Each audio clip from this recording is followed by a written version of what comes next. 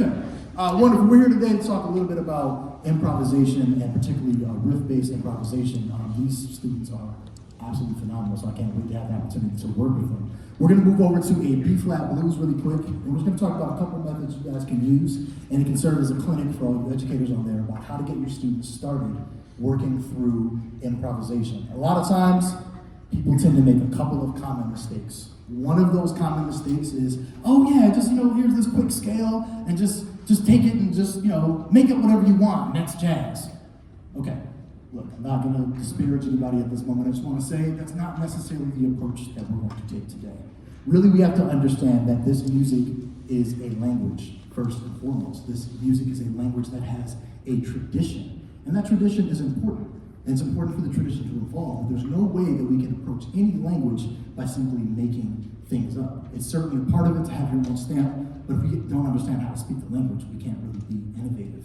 One of the examples that I like to use is if we picture for a second, what if you went to a different country with a different language that you didn't know how to speak, and someone taught you about 3 words in that language and said, just make the rest up. Just go in and just, as long as you kind of sound like you're speaking that language, we'd be in a lot of trouble, right?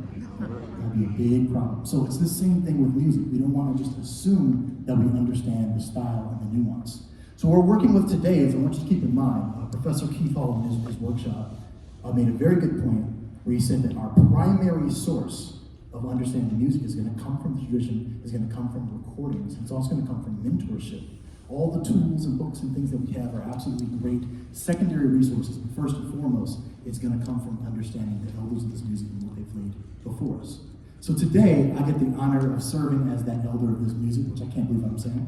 But I am serving in that capacity, and I want to teach the students some vocabulary and get them kind of moving through the blues form in a very particular way. So, rhythm section, we go ahead and hear B-flat blues. I want you guys to give me 1-1-1-1, 4-4-1-1, 5-4-1-1. You got it down. Let's just hear the rhythm section and lay that foundation down. A 1, 2, a B-flat. Here we go.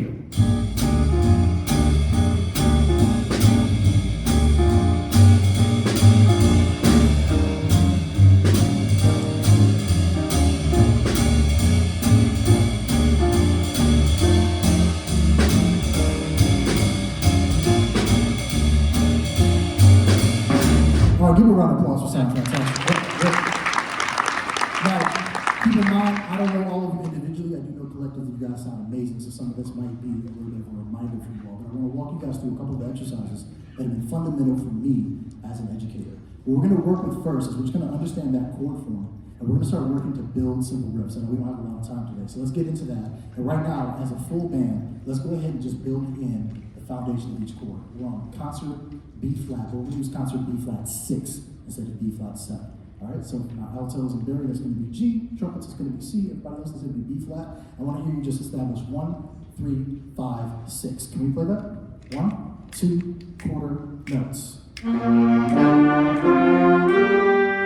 yeah, another tendency, I was like, I want to go to that flat 7. We're not going to go there. I promise you we'll get there. So what we're going to do is this for now. I'm going to have to do some one-handed playing. We're just going to play like this.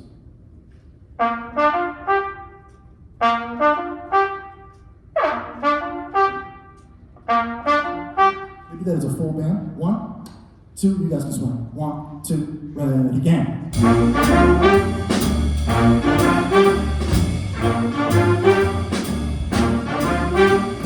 Okay, good. Now what we're going to do is we're going to give that a little bit of action and some momentum. We're going to use our theory skills. We're going to turn that 4th chord into a dominant chord, and it's going to become the 5 or 4. Now, please don't go into a jam session and say, are you guys going to play the 5 or 4 in the 4th bar? This is just for our brains, right?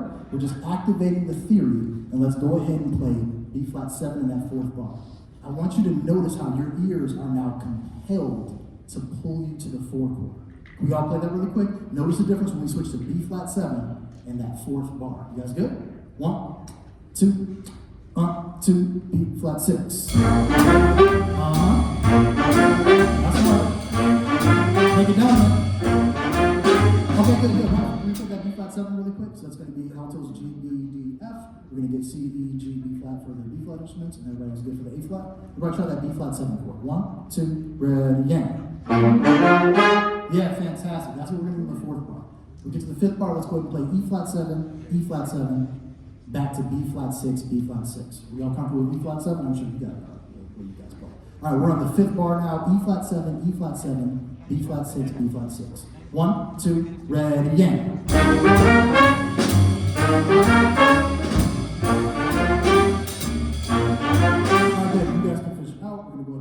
F7, we're going to go for the E flat 7 and come back to the B flat 6. Let's play that turn around. You guys ready? F7, E flat 7, B flat 6. 1, 2, ready, and. So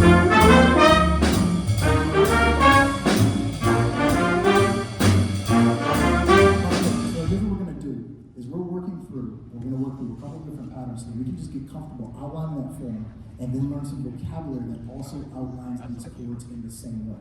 Does that make sense? Good. By the way, I know it's awkward. My back is facing you all, but I'm just trying to address the kids. You guys good? You guys good? Okay. That wasn't very reassuring. You guys good out there? Okay, all right. I'm just making sure. All right, you guys, let's try this. I'm going to try playing the chord a couple different ways. Once you learn it one way, I want you to go ahead and apply that to every single chord. You guys are pretty bright. Here's the first one. I'm going to bring that chord coming down.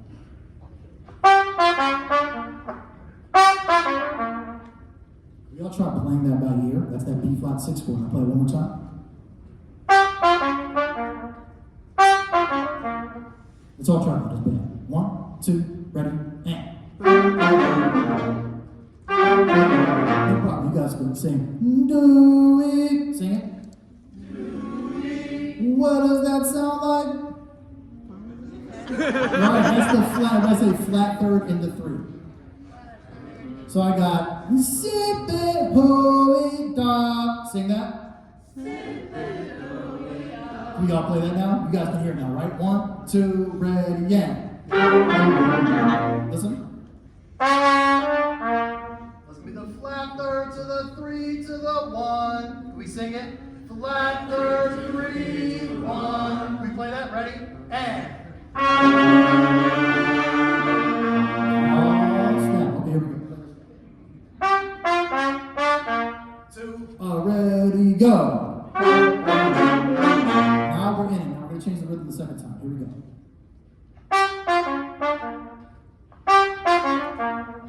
One, two, ready, and. You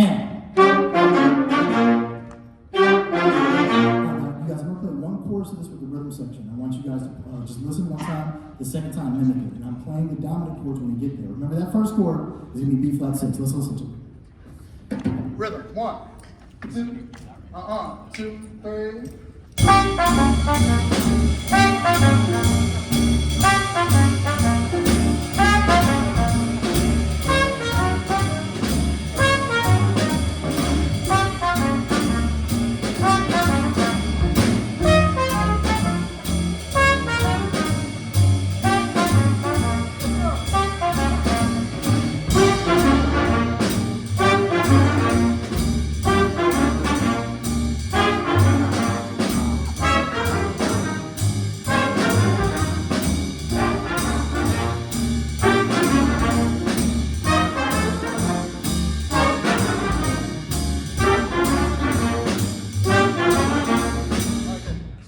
You guys can want to play. Absolutely. Now, one of the things you want to point out, if you notice, we really only need to practice 3 chords, maybe 4 chords. Everybody have B flat 6 down? Good. Change that top note to A flat, concert A flat, F for altos, B flat for trumpets, etc. Let's go ahead and try this one. Everybody try that B flat 7. 1, 2, ready, and. Good. Let's go ahead and play that E flat 7 coming up like this. Ready, go. And let's come down. We're going to go 7, 5, flat third, 3, 1. Can we all sing that? 7, 5, flat third, 3, 1. Let's all play that. 2, nice and slow.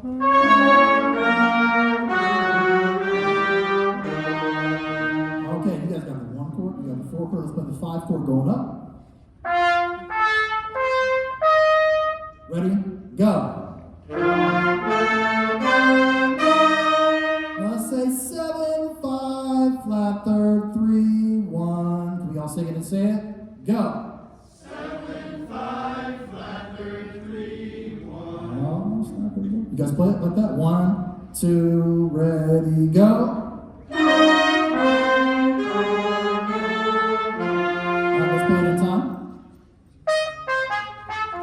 2, ready. ready, and. Alright, do we feel confident we can nail the entire form now?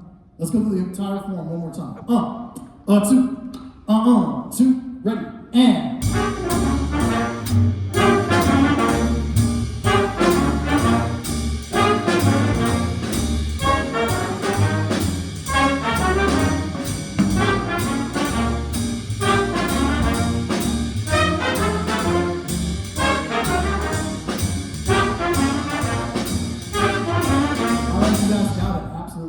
Somebody tell me, give me a round of applause. It's okay. Can somebody explain to me, what did it feel like to wait to play B flat 7 until you got to the fourth bar? What did that do for you? Anybody? Yeah, go ahead. It added a sort of resolution, kind of felt good once you hit it. Absolutely, it added a resolution. By the time you hit that four chord, it was like, oh, it's really time to go to the four chord. Right? One of the ways I think of it like this, and this is one of the ways that I tend to explain using that dominant chord in the fourth bar, and this works for any secondary dominant that we'll use. We call it secondary dominant in classical music. It can work for jazz too, it's okay. If we think about it like this, everybody just pretend like you're driving a car really quick. Everybody say, I'm on road one. I'm cruising along. All right, now I want you to do something illegal. I want everybody to make a right turn onto the four chord. 1, 2, ready, and good. Right. So that's what happens if we just play B flat 6, B flat 6, B flat 6, B flat 6, and then we head over to B flat 7, right? Now, what are we gonna do when we play that B flat 7? We're gonna use our turn signal. Can we all try that? 1, 2, let's sing it. 2, ready, and 1. Oh yeah. 1. Oh yeah. 1. Oh yeah. Turn signal. Oh yeah. And 4. Do we feel what happening now? Do we feel that? Yeah, good. All right, so I'm gonna give you guys another example of how we can work with that. And let's go ahead and work with that. Let's try another riff. And I think when you guys hear this riff one time, I want to play one time through the form. This time, there's only one added note. You guys will be able to hear it. We're gonna play with the rhythm section. Tell me if you guys can hear it. Let's check it out. 1, 2, 3. I'm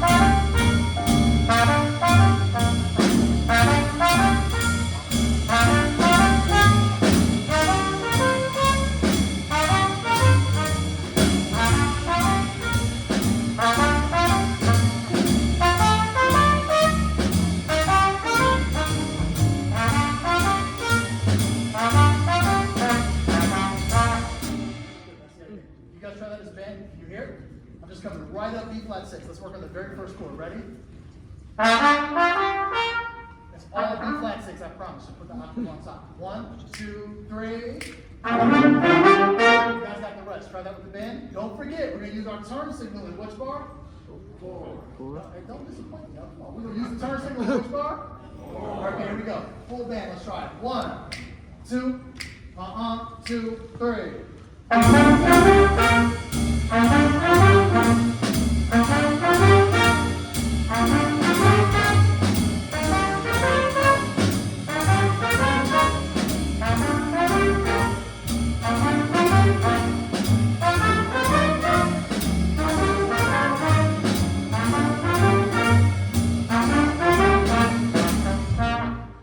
Good. A round of applause. All right, let's break that down a little bit, because I really want you guys to understand this. Let's try the first riff where we say, Shaho bib. 1, 2, 3, and. Sorry, one more time. 1, 2, 3, and. Fantastic. Now let's answer it. Shaho Bobby. 1, 2, 3. Can we just play that call and response really quick? Just those two. 1, 2, 3.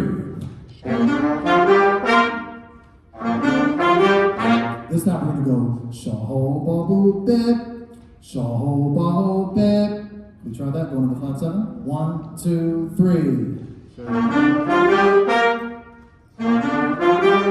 Woo, fantastic. We try the 4 chord now. Shaho Bahu Bib. Up to the flat 7. Sing it. 2, 3. Shaho Bahu Bib. We all play that on E flat 7. 1, 2, 3. Yeah, we're almost there. One more time. 1, 2, 3. Let's go. Shaho Bobby. 1, 2, 3. One more time, we're going down to the octave. 1, 2, 3. Woo, back to the one chord. Shah-ho-ba-bip, shah-ho-ba-bip. 1, 2, 3. Let's go. Da-ho-bip. Da-da-da-da-da-da. Da-ho-ba-ho-bip. 1, 2, 3. One time the 5 chord. Shah-ho-ba-ho-bip. 2, 3. Let's go back to the 4 chord. 1, 2, 3.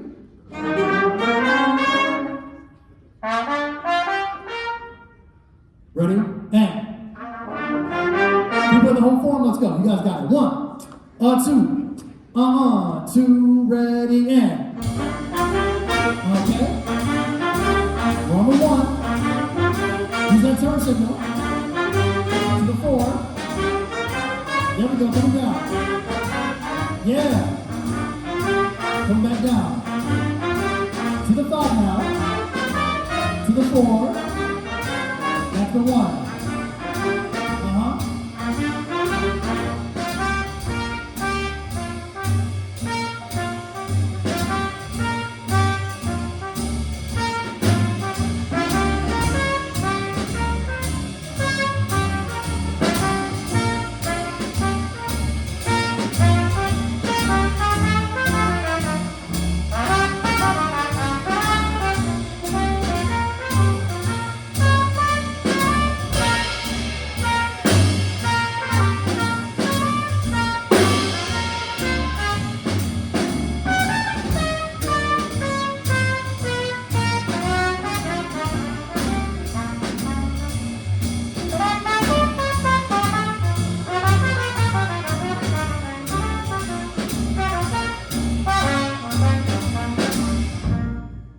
You guys see what's going on there? Right? So now, what we're trying to do is incorporate this into your playing in an organic way. Now, somebody tell me, what's the number one way that we're going to learn this vocabulary? Listening. Okay, that's good. That's good. So we're going to listen to the news. We're going to listen to podcasts. We're going to listen to specifically. Somebody? Anybody? Okay, cool. Let's get more specific. Everybody should have at least one idol on their instrument that they look up to. And it's going to be different for every musician. I want you to have one person you're like, man, when I heard that person play the blues on my instrument, to me, that's how I want to sound at this particular stage. I have several. Louis Armstrong, Miles Davis, Clifford Brown, Lee Morgan, Tom Brown, Roy Hargrove, James Blanchard, Nicholas Bay. I knew Jerron was going to say that. I did that just for Jerron, but okay, good. The idea, though, is now we want to get more specific. Because I can say, go listen to jazz, and just go to Spotify, jazz, and then just listen to whatever comes up. But we have to be strategic about our development. And one of the ways we can be strategic about our development is learning songs that will help inform us of how we can get around the chord changes. I want to show you guys how we can take a melody and we can flip that melody and make that melody work for us for this concept. Does everybody know the song Blue Monk by Thelonious Monk? And if you don't, guess what? Let's learn really quick. Everybody just say, everybody say, third to the fifth. 1, 2, sing it. Third to the fifth. Can everybody start on the third and go chromatically up to the fifth? 2, ready, and. Let's do it again. 1, 2, ready, and. Absolutely. Now, if we take that, and we're not going to necessarily worry about playing the entire melody, we just want to use this as a vehicle to understand how we can play over the form. So let's go on the 1 chord. We're going to play third to the fifth. We're going to go to the 4 chord. We're going to switch to the 4 chord, the second bar. We're crazy, right? Then we're going to play third to the fifth. We're going to go back to the 1 chord, play third to the fifth. And then we're going to go fifth to the seventh. So everybody say third to the fifth. Everybody say 4 chord, third to the fifth. Back to the 1 chord, third to the fifth. Okay, now we're on 1 dominant, 5th to the 7th. Now what we're doing is we're taking the vocabulary of the music and we're starting to experiment and trying to find ways to be convincing. Listen.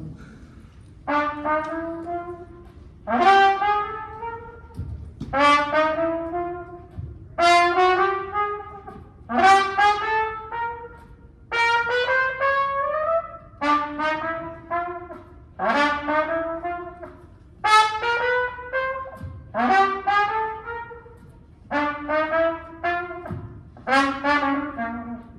now all we're doing is taking that form and something very similar playing from the third to the fifth, and in some cases a little bit more. Let's stick to the third to the fifth right now. Everybody play B flat 6, and we're going to go chromatically from the third to the fifth. 1, 2, ready, and. Fantastic. Everybody go to E flat. We're going to play from that concert G to that concert B flat. Okay? 1, 2, ready, and. Let's go back and simplify it on the one chord, third to the fifth again, third to the fifth again. 1, 2, B flat. Again. Fantastic. Now we're on the 4 chord. Let's play from the third to the fifth, third to the fifth. 1, 2, 4 chord. Again. Back to the 1. Very good. All right, now let's go to the 5 chord. Let's go to that concert F. I'm sorry, you guys want to just try. Let me stop. 5, 4, 1. 1, 2, 5 chord. Okay, never mind. All right, I got ahead of myself. We're on the 5 chord. We're on F7. Let's start on the third. Everybody say third to the fifth. So concert A to C. B flat instruments, we're going to go from B to D. E flat instruments, we're going to go from F sharp to A. Everybody else is going to go from everybody's going to go from A to C. You guys ready? 1, 2, ready, and. Can we go to the 4 chord now? 1, 2, ready, and. Can we bring it back to the 1, 2, ready, and. Now I have faith in you guys to play all the way through the form, and we're going to change up the rhythm every second bar like we did before. Listen.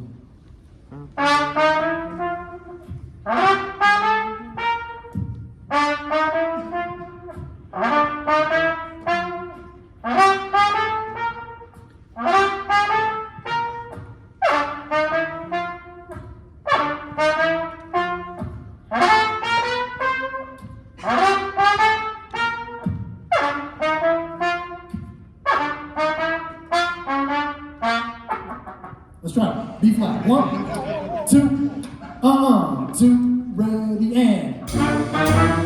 Okay. Wait a minute, stop. Remember, we are going to the 4 chord of the second bar. All right, I threw something in there. Let's go to the 4 chord of the second bar. This is now 1, 4, 1, 1, right? I know, it's crazy. Let's do it. 1, 2, 2, ready, and. 4 chord. Back to the 1. 4. All right. There we go. Very good. To the 5. Okay. There we go. Very good, you guys. Good job. Give me a round of applause. Now, I'll tell you, just to be clear, I always give credit where credit's due. I did not invent this language. I just want to be responsible and say that right now. Everybody hear me? You guys are my witness. I did not invent this language, right? We know the masters of music that created this language. I didn't invent this method. Keep in mind that a method is only something that is kind of really, it's a crutch to help get you somewhere as a tool. As you learn this from recordings, you'll actually start to hear way more authentic examples of how this stuff can be played. But for right now, it's a good tool to start with. Please do not think, oh, well, Kris Johnson showed us, how to play a little bit over the 1 and the 3, and then this, and then this. No, that's just the starting step. As you transcribe solos, as you learn solos, as you learn melodies, you'll start to be more informed of how you speak this music. So what I would encourage you guys to do is start checking out solos. I actually first got the idea to start thinking of the blues in this way and teaching the blues in this way when I was listening to a recording of Sweet Edison on an album by Duke Ellington called Blues Back to Back. It's him and Johnny Hodges. And they were playing the song St. Louis Blues. They were playing the key of G. And Sweets played this part of his solo that was so beautiful. He played in B flat. But the way that he moved, he just simply played the same thing over the 1 chord and then moved over the 4 chord. In this case, it was dominant the whole time. Let's check it out with the chord. The rhythm section, we need 1, 2,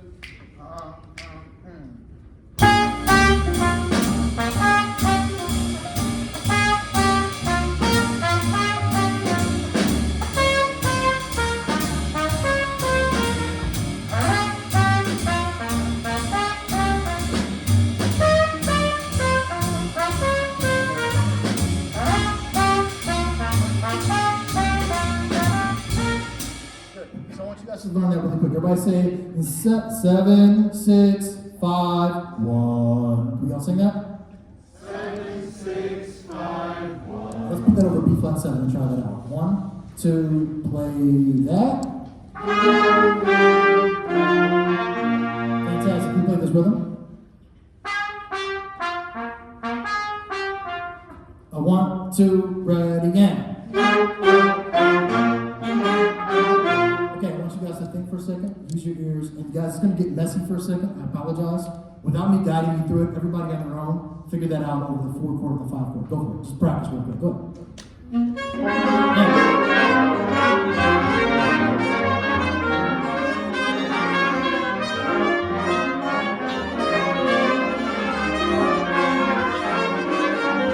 Okay, we got the 5 chord. 5 chord too. Yeah, okay, good. Great. Can we play the whole form? Everybody working out? Does anybody need help? I'm happy to assist, but I think you guys got it. Don't be shy. Okay, here we go. The entire form. Starting with the 1 chord. Now we're doing 1, 1, 1, 1, 4, 4, 1, 1, 5, 4, 1, 1. You all good? That's up. A 2. 2. Ready again.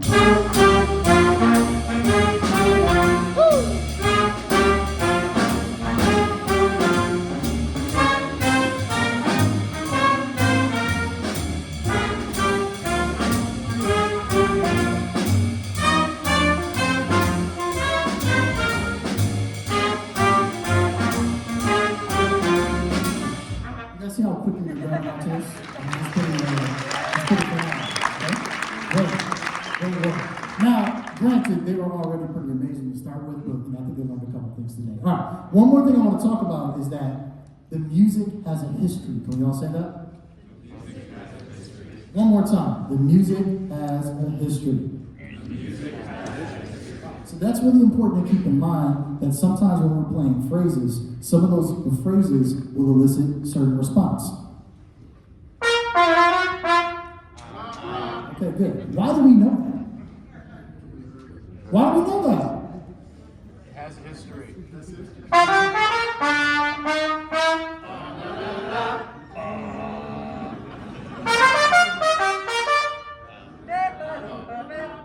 You guys just repeated one of them. You guys have another one?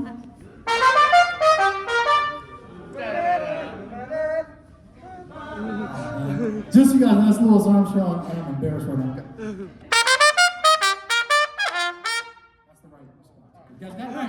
That's right. Let's go. All right, good. And if I play this, hold on. She's gonna finish it for me.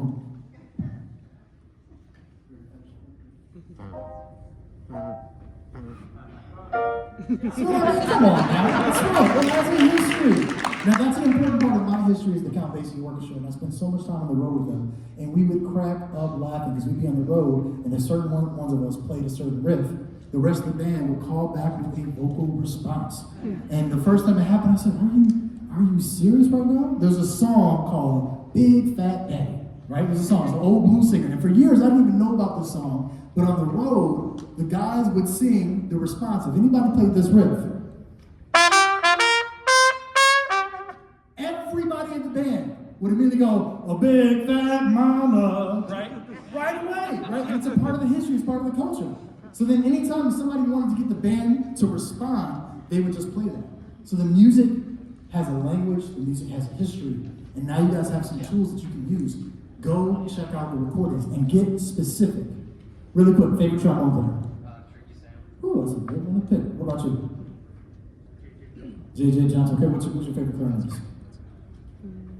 I'm sorry, I put you on the spot. Benny, okay, that's a great choice. Your favorite drummer? Okay, good. Yeah, great. All great musicians. Now what I want you to do is check them out. And I don't mean just check them out where you're like, okay, cool, I've kind of listened to a couple of recordings. You want to try to emulate, not because you want to get stuck there, but it teaches you a bit about the history of the music and it deepens your connection. I can talk about Clifford Brown, but then I can immediately play you some of his solos. I can talk about Louis Armstrong and I can play in that style. When I get up with my own band, it's not like, okay, now I'm going to play one of my original compositions in the style of Louis Armstrong. That's not my goal. That's not what we're trying to do. But the idea is that we want to understand the legacy of the music, the history of the music, so that we can have something original to add. All right, thank you guys very much.